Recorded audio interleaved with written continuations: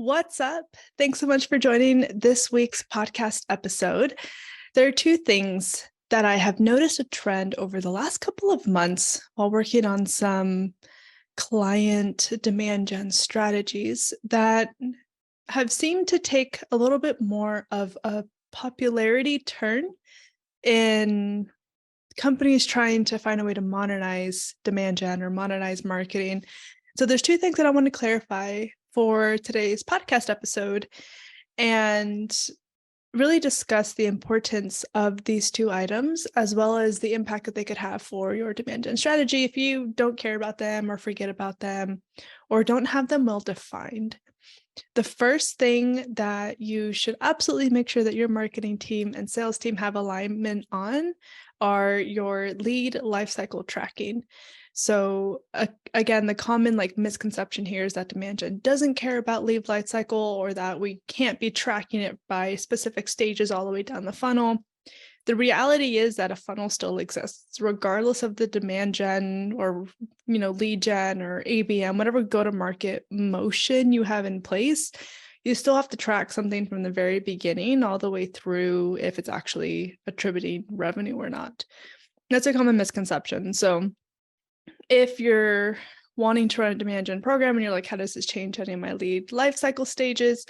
The likeliness is that it probably will change a few of them. And the importance of it is to look at the acceleration between the different stages. So normally what happens in like a traditional marketing model has a subscriber, or if we're taking like the HubSpot lead lifecycle stages, you have subscriber, you have lead, you have MQL, you have SAL, you have SQL, maybe SQO or opportunity, customer, evangelist, whatever. Like everybody kind of has their own individual definitions and spots between those, but that fundamentally is roughly the lead lifecycle basics. How that varies from a outdated marketing model to a modernized marketing model is that most leads get stuck at the lead phase or an MQL phase. And the conversion rate between MQL to SQL or SQO, they either get stuck or they're very, very low. Part of modernizing marketing and using a demand gen motion is to create that level of brand affinity and that brand trust to where somebody is coming in and they're just like excited to buy. And sure, the sales cycle could take still a couple of months. Like if we're talking about an enterprise buyer and having long buying committees, and you have the conversations between decision makers versus your internal champions and those who hold the checkbooks versus those who are the end users, there's a lot of different people that get involved in the buying process. But in terms of like the more top and middle funnel conversion stages, they should be moving pretty quickly. Like you should be able to be attracting individuals who are qualified, which should be the Q in an MQL, marketing qualified leads. And if you've listened to a couple of my other podcasts down the line, I've done whole episodes on this about most teams wanting to do a marketing quantity lead versus a marketing quality lead because they're incentivized on an MQL KPI instead of an opportunity or a revenue KPI. And so when MQLs are focused on quality, then as you begin to attract the right level of quality and an audience that is actually, they believe that you're trustworthy and that they are bought into the service or the product that you're selling, from there, they're excited to have the next step of the conversations. They're excited to then talk to somebody who can help answer their questions or who can help give them a demo. They want to take that next step. So the acceleration between even lead, MQL, and SQL should be pretty good. It should be pretty quick. It really shouldn't take any more than like a few days, I would hope, between an MQL saying, hey, I want to talk to somebody, and sales actually saying, yes, this is a qualified person. And where, we can take the next steps in having that conversation. That interim period is normally called SAL, which is a sales accepted lead.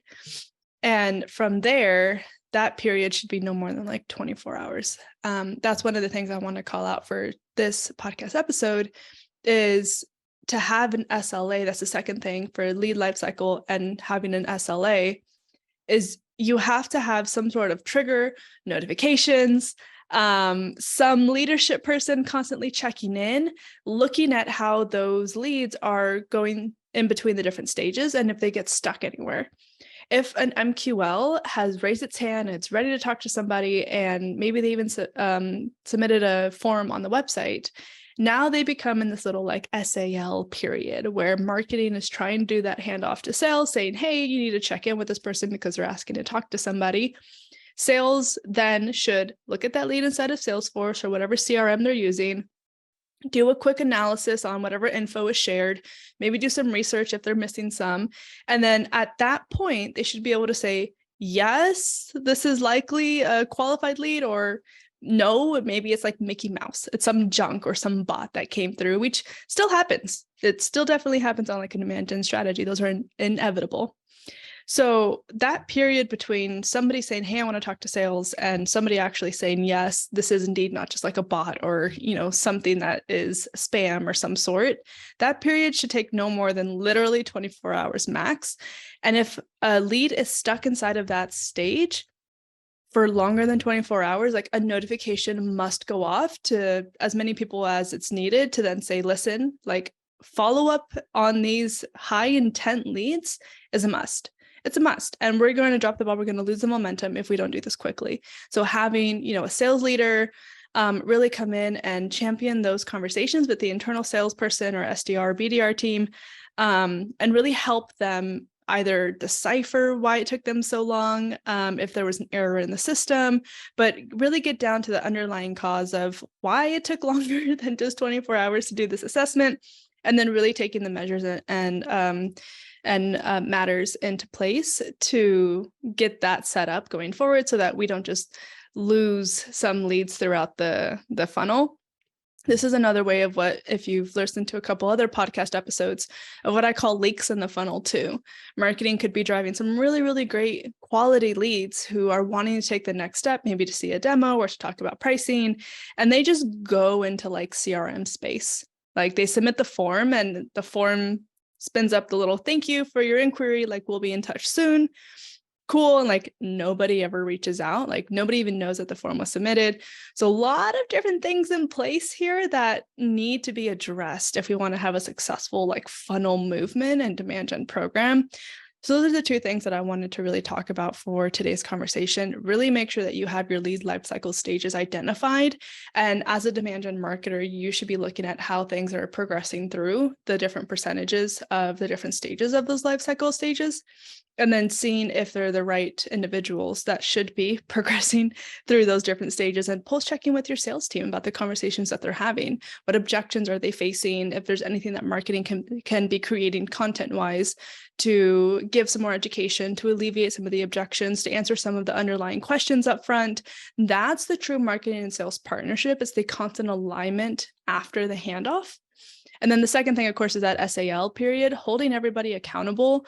SAL and SLA, they're way too similar in acronyms. Don't you guys love marketing acronyms and marketing jargon? It's the whole purpose of this podcast, whole purpose. We're going to break everything down. We're going to simplify it, right? So simplifying demand gen, here we go. SAL, sales accepted lead, SLA, service level agreement. So an agreement between both marketing and sales that help them hold each other accountable with the handoff. This you see mostly in like a traditional demand gen motion, or maybe even like a traditional lead gen motion of the handoff between like marketing and sales. But one thing that I'll call out is like, yes, this handoff will still happen in demand gen. That's another misconception, is like nobody cares about MQLs anymore. I do. I sure as hell do. As long as they're high intent, they're actually qualified, and they're taking that next step that we want them to. Like that's what I would identify as a marketing qualified lead. Remember, we're after quality, not quantity.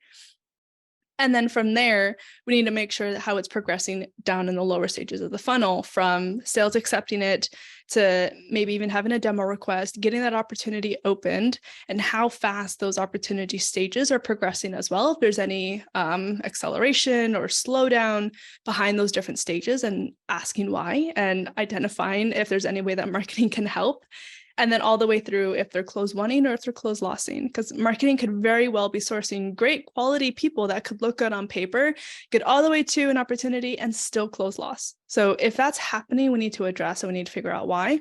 So the handoff doesn't just stop between marketing and sales, like wiping our hands clean.